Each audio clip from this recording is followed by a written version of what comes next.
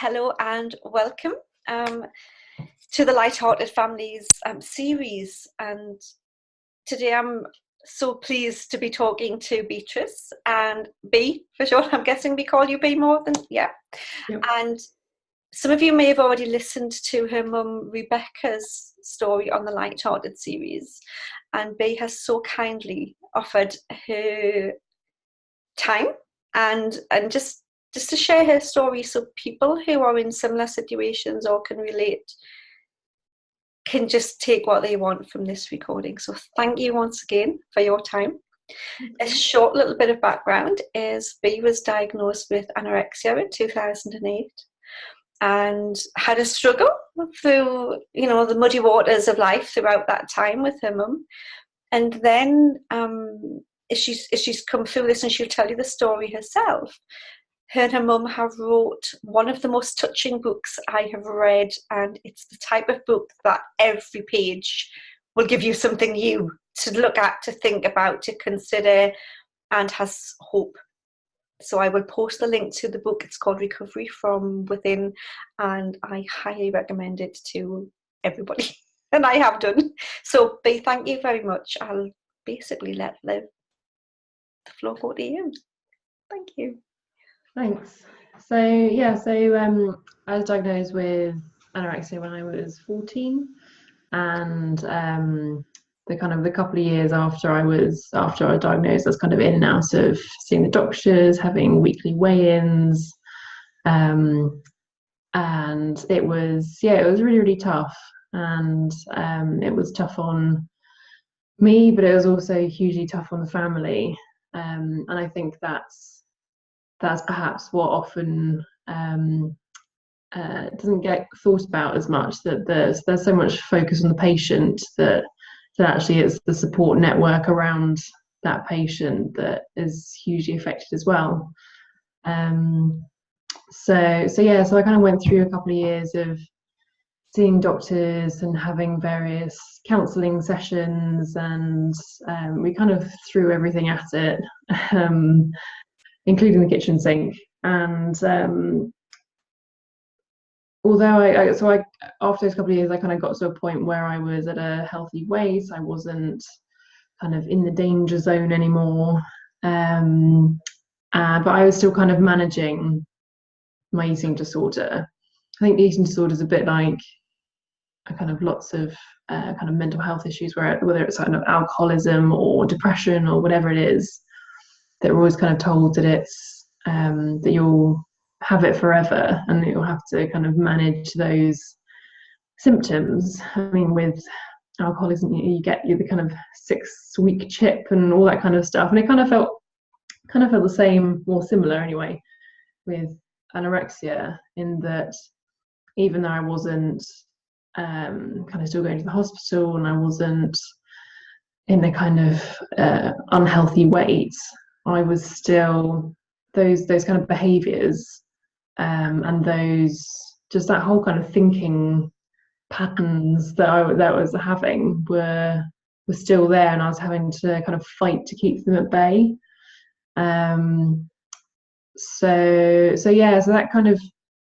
that kind of went on for a while, and I still and I talked about this in the book, but when I had anorexia, I had various kind of weird eating habits, and I was kind of telling myself a whole load of stories about the way I had to live my life that no one had ever told me. I had kind of made those up on my own, but I stuck to them religiously because that kind of made sense to me at the time. So one of those was having what I call my blacklist, which was a whole kind of list of foods that I had drawn up in my mind that I couldn't eat, and they were just kind of off limits.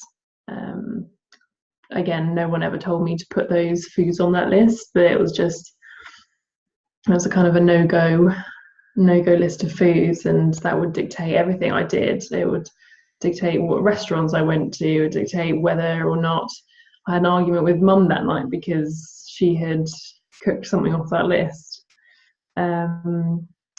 and yeah, it was totally made up, but it was kind of my Bible.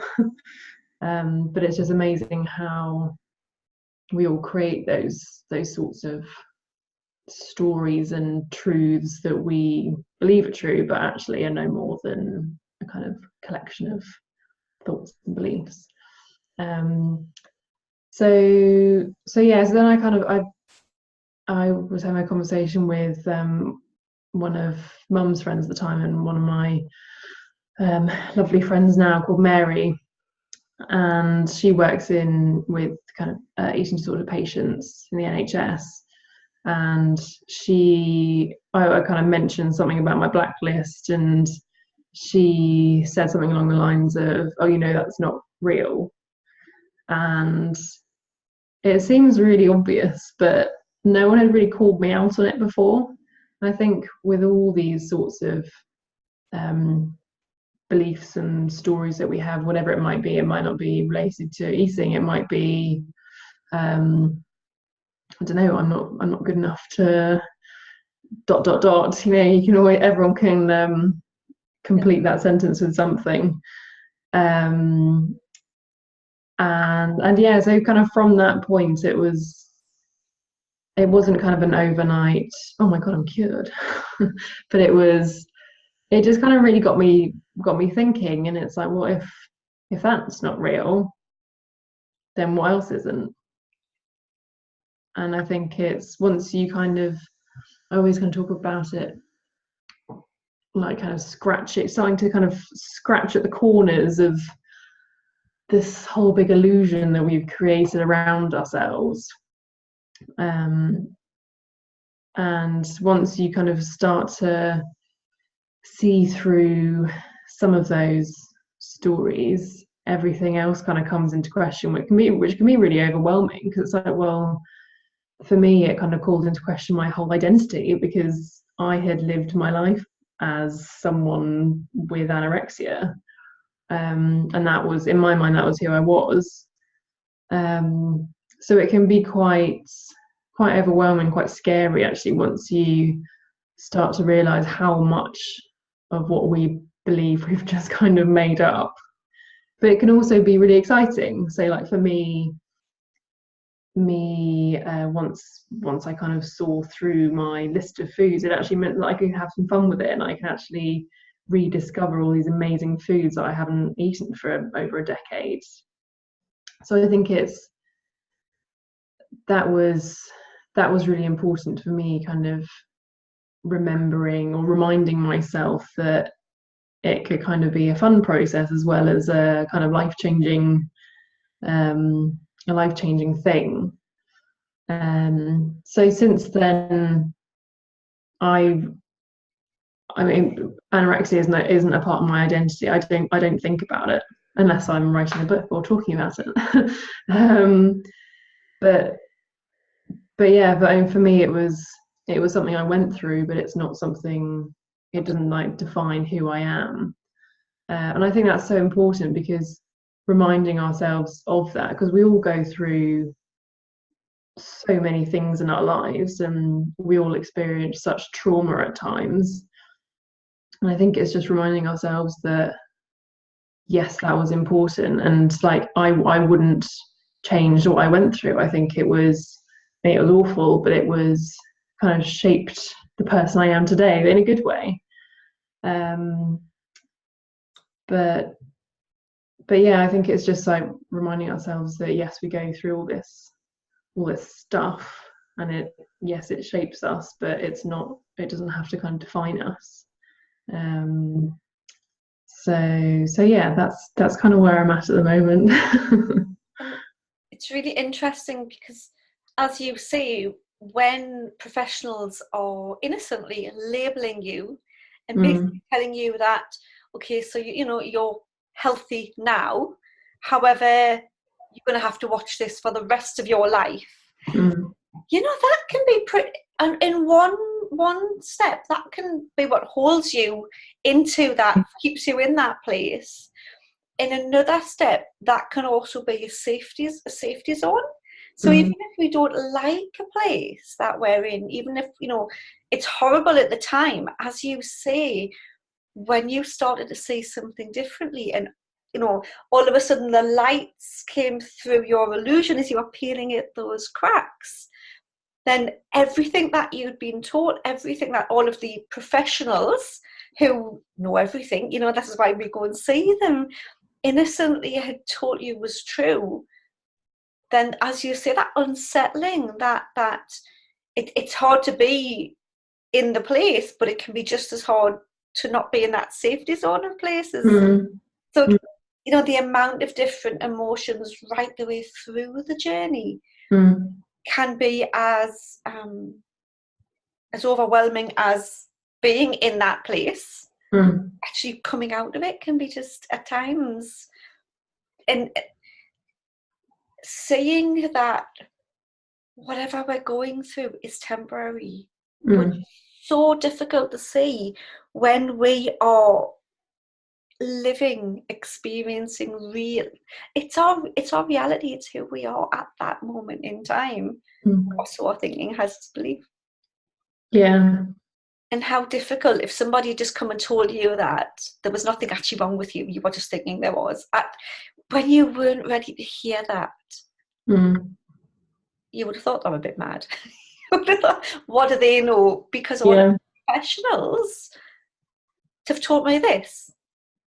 So we all have to hear something when it makes sense and is right for us to do so. And this is why I've asked you to share your story, in the hope that somebody else is just going to hear something that makes sense to them in that. Because when we're creating that reality of stress, of anxiety, of anorexia, obviously is drinking, of a million other things that aren't necessarily, you know, helping us in our journey at that time, they're still trying to help us in one way or another. Yeah, and it's a way of us trying to make ourselves feel better. I mean, going about it in a very peculiar way, but yeah, it's a kind of protective mechanism, and for whatever reason, some people choose. Well, it's not that I chose anorexia by any means. I think that's actually one of the kind of big misconceptions about anorexia, is that actually it's not a choice. It's not kind of extreme dieting gone wrong. It was my cousin who had kind of detected that something was a bit off with me, and then he went to his mum, who then went to my mum, and that's how I kind of ended up being diagnosed. I didn't even realise that I was kind of developing this this illness. But yeah, I think it's just us, dealing with our feelings and emotions in very different ways. And I think it's just important to know that it's that while it's kind of very painful, it's our own minds trying to kind of protect us in a way. Which can seem a bit of a paradox for people, you know, when they're going through that. And, you know, the thing is, we have all of the added thinking going on to it as well about, you know, when we're seeing our family upset, or as you say, when you're arguing because mum's cooked something off the blacklist that perhaps you didn't even know was on until it was cooked, and lots of innocent misunderstandings all go to build that picture up, don't they? And it is always a protection in one way or another, or an attempt to help something that, you know, that makes sense to us at that moment in time. And it's never our identity. But it can, that not only can that kind of seem like it's our identity when we're in the midst of it, but other people can try and give us that as an identity as well. And that label is a way that they can understand it, but it doesn't make it any more real. It doesn't make it any more true.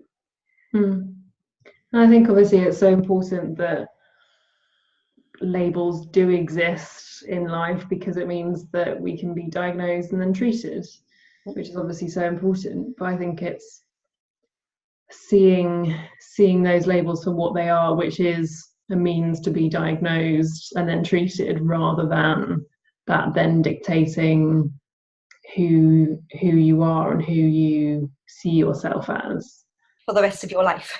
Well, exactly. Yeah, it's a temporary. It's temporary. That's it. Yeah. Phase you're going through. It's not, just something that, it's actually what makes sense to you at that particular time in your life. And just as it didn't make sense to you beforehand, it can just as easily not make sense to you after. Yeah. And that's something that, to me, gives hope, and is why I constantly remind people love and kindness, and to be kind and loving to themselves as well. Because I think that's so important. When anybody's going through something, we can be quite quick to beat ourselves up over things that we've got at that particular time no control over. You say you didn't decide, didn't choose, what can I have? Oh, I think I'll have anorexia. That just happened, and your thinking took you down that avenue and created, a whole load of reactions in ways you could have never imagined. And at times we can take on the blame for other people's actions and how they're feeling about what's happening to us, but that's not our fault either. So being kind to ourselves and knowing that we're doing the best that we can, and so are others, can be hugely helpful as well, I think. And I'm sure you had that with your mum, because your mum's lovely. Yeah, I think so too. She's just gorgeous. She's lovely. But no, I think that's so true. And I think particularly during that kind of recovery phase, where it's not easy, like whatever it is that you're recovering from, it's never going to be easy. And I think it's being, like you say, kind of kind to yourself, but also forgiving and understanding as well, and patient, because these sorts of things don't well, I mean, they can, but they don't often kind of happen overnight.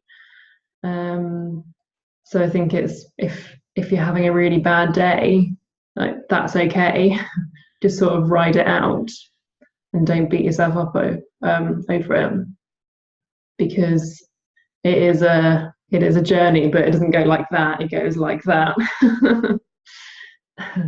And I think it's just, having that patience with the process, and all those kind of feelings and emotions that come up during that journey, because it's because they're all over the place. And how easy can it seem to have, a down day, a day where it's just everything just seems to go to pot, and then just think, oh, it's never going to work, and I'm going to feel like this forever. And we're going to have another good day. There's always there's always a peak and a trough. Yeah. And especially when we're in those troughs, when we're down there, is really the time just to be forgiving and in the patience. I think that's really important. That's a really good point, that people, when we start to see the chinks of light coming through, that doesn't mean to say that we're never going to have another rubbish day. It's because life's not like that. And just because you have a rubbish day doesn't mean to say that you've forgotten everything or you've gone back to a certain place. It just means you're having a rubbish day. And I still have, like, we all have rubbish days. I went through the last kind of couple of years having kind of really awful anxiety, and that kind of self-corrected, and I don't really have anxiety anymore, which is fantastic. But then there are some moments where I kind of feel that kind of feeling you get in the pit of your stomach. But instead of thinking, oh God, the anxiety's back, it's kind of saying, I wonder what that's about. And kind of making light of it, and just remembering that it's normal. I think I certainly sometimes kind of get in the mindset that, oh God, something's wrong with me. But it's not, because it's totally normal. We all go through this. We all have these kind of peaks and troughs and feelings and thinking that isn't always comfortable, but it's just how we deal with that, and how we kind of ride it out rather than trying to fix it. If that makes any sense. It makes lots of sense. As soon as we try and fix it, we're actually keeping it there longer. We're just focusing on it, and we're out with a magnifying glass and making it bigger and brighter and bolder, and instead of it just seeing it as peak and trough. Because then we legitimize it. As soon as we kind of add that meaning to it and really focus on it, then it becomes more real, and that's when it starts to have more power over us. And it's so important. The normality of it is so important to know, because when anybody who feel anxious, or we all have times when we're going to have negative self-talk, and something that we're not going to like about something. But anytime we've got that, we feel as though we're the only one that, or we can feel as though we're the only one that feels like that. It must be something really bad, because it feels so strong, and it feels so, that anxiety feels horrible. And because we're tag teaming ourselves with our thoughts and our feelings, we're making it, we can make a really good show of it.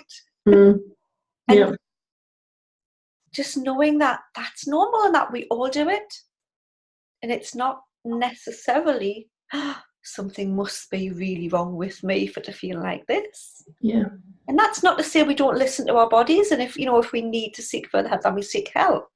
But just differentiating between a normality, peak and trough, and that might need a little bit more assistance as well. No, I totally agree.